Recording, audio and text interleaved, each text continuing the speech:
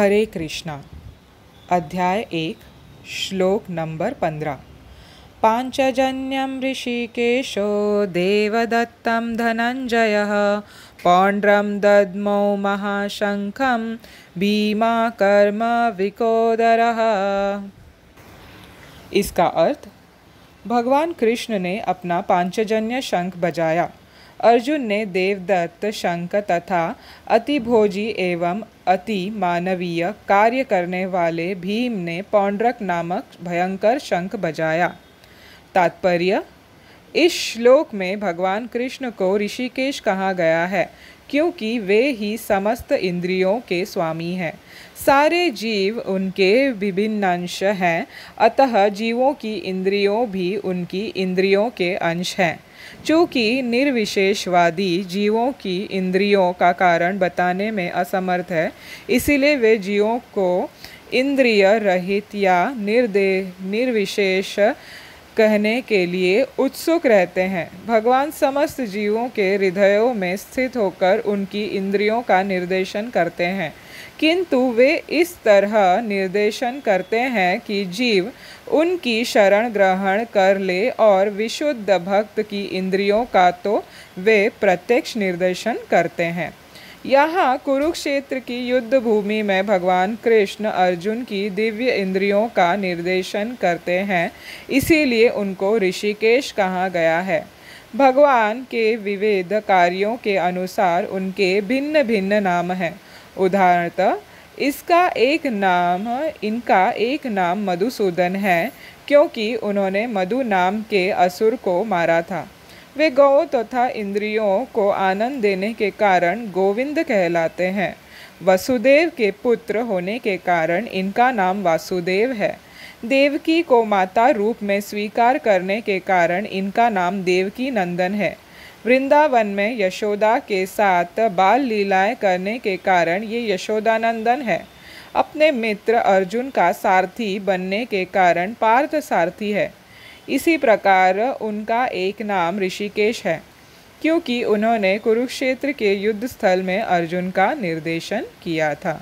इस श्लोक में अर्जुन को धनंजय कहा गया है, क्योंकि जब इनके बड़े भाई को विभिन्न यज्ञ संपन्न करने के लिए धन की आवश्यकता हुई थी, तो उसे प्राप्त करने में उन्होंने सहायता की थी।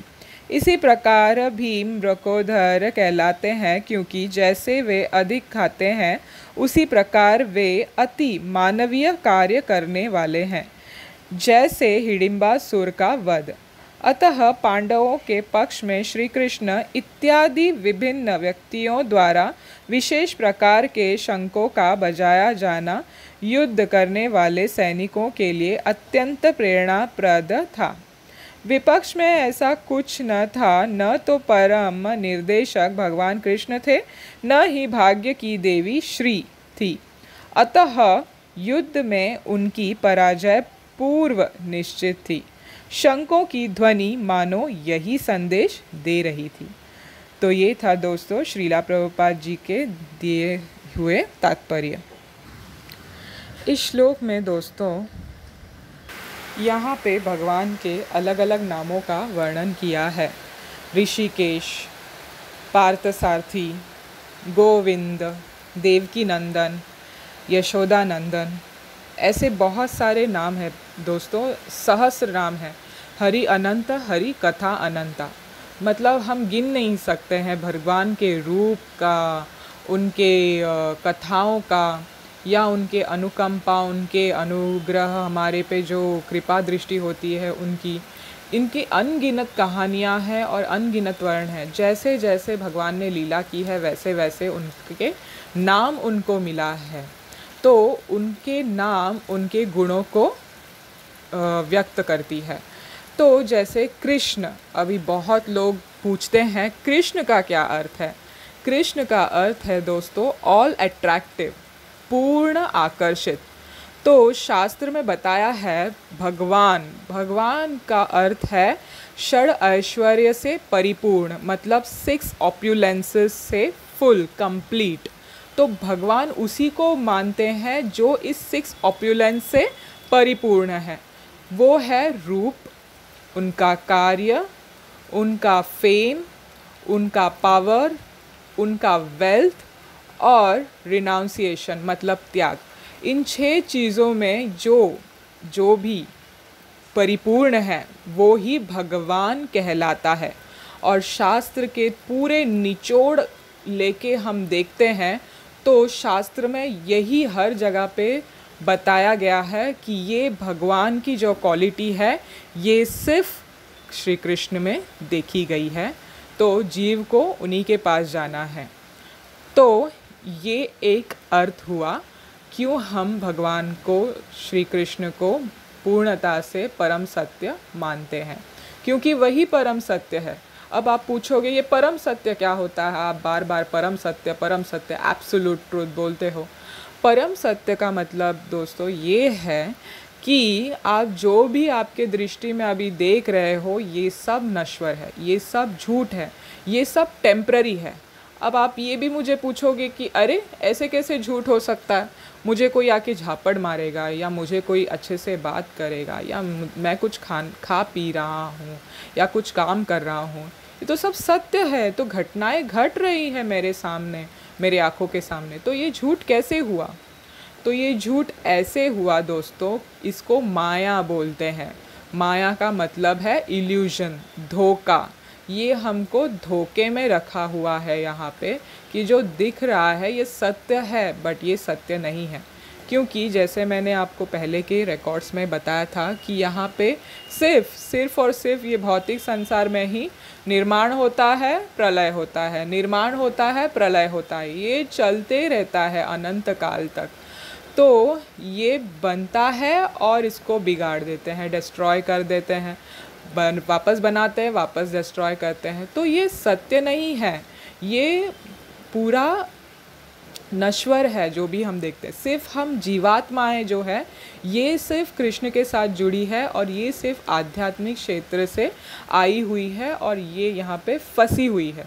तो वापस हमको हमारे आध्यात्मिक जगत में जाना है जहाँ पे कृष्ण भगवान हमारा इंतज़ार कर रहे हैं और वो परम सत्य है। क्योंकि भगवान का धाम जो है स्पिरिचुअल प्लैनेट्स जिसको बोलते हैं, और सबसे ऊंचे इस पे है कृष्ण लोक, जहाँ पे ये प्रलय ये सब नहीं होता है। जब प्रलय काल में पानी नीचे से गर्भोदका ओशन जो बोलते हैं नीचे हमारे यूनिवर्स के नीचे है, आप सबने ज्योग्राफी में या इसमें तो पढ़ाई होगा हिस्ट्री में, वही पानी खौल खौल के ऊपर आता है, उसी को प्रलय बोलते हैं। और उसी टाइम पे शिव जो देवता हैं वो तांडव करते हैं।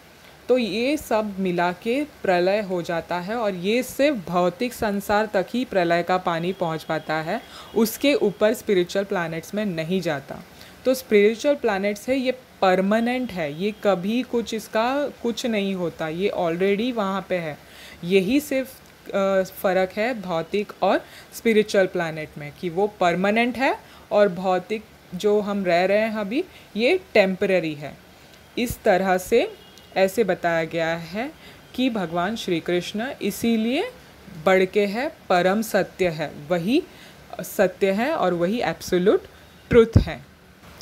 अब इस श्लोक में और एक चीज़ श्रीला प्रभुपाद ने तात्पर्य में हमें ये सूचित किया है कि निर्देशन, भगवान ने अर्जुन को निर्देशन दिया और इंद्रियों के द्वारा वो निर्देशन देते रहते हैं। और ये भी बताया है श्रीला प्रभुपाद ने कि शुद्ध भक्त जो है, विशुद्ध भक्त की इंद्रियां हैं, उन पे तो भगवान हमेशा प्रत्यक्ष निर्देशन देते रहते हैं। तो ये कैसे होता है इसका ये मैं आपको बताना चाहती हूँ कि श्री कृष्ण को जो जीवात्माएं हैं वो 3 तरह से पाने की कोशिश करते हैं। एक उनका जो रूप है वो है परमात्मा रूप, दूसरा है उनका ब्रह्म रूप और तीसरा है भगवान। तो ये योगीज़ और ये जो तपस्वी ये सब करते हैं ध्यान लगा के करोड़ों करोड़ों वर्ष उनके तपस्या से, प्राणायाम से, जो प्राण को रोक के तपस्या करते हैं, वो सिर्फ ब्रह्म तक पहुंचते हैं। भगवान का जो एक रूप है ब्रह्मन, वहाँ तक पहुंचते हैं। जो आप टीवी सीरियल में आपको दिखाया होगा या आपने देखा होगा, जो रोशनी आती है भगवान के शरीर से निकलती है, उसको ब्रह्मन बोलते हैं। तो ये जो तपस्वी है ये सिर्फ वहाँ तक ही पहुँच पाते हैं। फिर दूसरा स्टेज है परमात्मा। परमात्मा जो है ये ज्ञानीज, जो ट्रांसेंडेंटलिस्ट, जो अपने स्पेक्युलेटिव माइंड से भगवान को सोचते हैं कि भगवान कितने बड़े हैं, ये है वो है, पूरी ज़िंदगी अपने अनुमान लगाने में ही लगा देते हैं और अपना ज्ञान उसी में लगा के खोजने में ही रहते हैं और पूरा जीवन उसी में बिता देते हैं। उनको पता ही नहीं चलता परम सत्य क्या है करके। दूसरे देवी देवताओं में भी खोजने लगते हैं कौन है भगवान, कौन है भगवान। तो ये परमात्मा तक पहुंचने की कोशिश करते हैं। और तीसरा जो स्वरूप है, जो भगवान का ओरिजिनल फॉर्म है कृष्णा, वो है भगवान फॉर्म।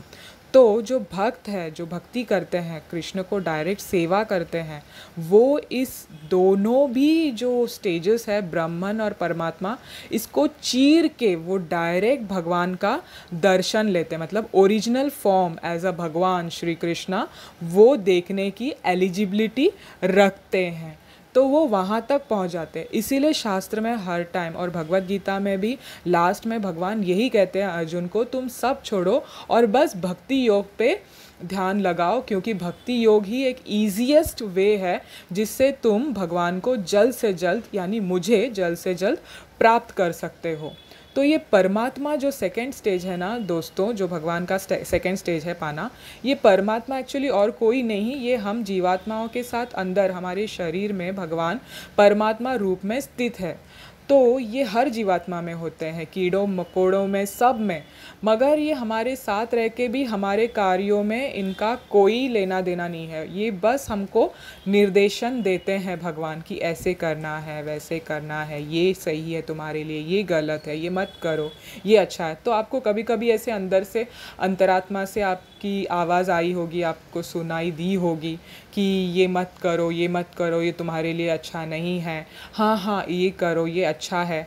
ऐसे कोई अच्छा इंडिकेशन या आपको कोई ऐसा अनुभव हो, तो ये आप जान लीजिए कि आपके अंदर जो परमात्मा रूपी भगवान बैठे हैं वो आपको आगाह कर रहे हैं, अलर्ट कर रहे हैं या सूचित कर रहे हैं, आपको इन्फॉर्म कर रहे हैं। तो ये जो भी अच्छा कार्य हमको ये करते हैं वो भगवान होता है। बाकी जो हमको गलत चीज़ में लगाती है वो हमारा मन, हमारी दूषित मन हमको भटकाती है कि नहीं नहीं इसको मत सुनना, तुम मेरी बात सुनो, तुम इंद्रिय तृप्ति करो, तुमको क्यों भगवत धाम जाना है, तुम यहीं खुश हो, यहीं रह जाओ माया के क्षेत्र में, यहाँ पे मौज मस्ती करते रहना और बाद में नर्क में तो झेलना ही है। तो ये इन चीज़ों में, मन के इसमें बातों में आके हमको भटकना नहीं है दोस्तों। हमको परमात्मा की बात सुननी है, जो कृष्ण परमात्मा रूप में हमारे साथ बैठे हैं अनंत काल से हमारे साथ, और हमको निर्देशन दे रहे हैं, बट हम अनदेखा कर रहे हैं उसको। तो अब हमको जब पता चला है तो हमको उसे अनदेखा नहीं करना है और भगवान के बताए हुए रास्ते पे चलना है। वो क्या है? हरे कृष्ण कृष्ण कृष्ण हरे हरे, हरे राम राम राम हरे हरे। श्रीला प्रभुपाद की जय।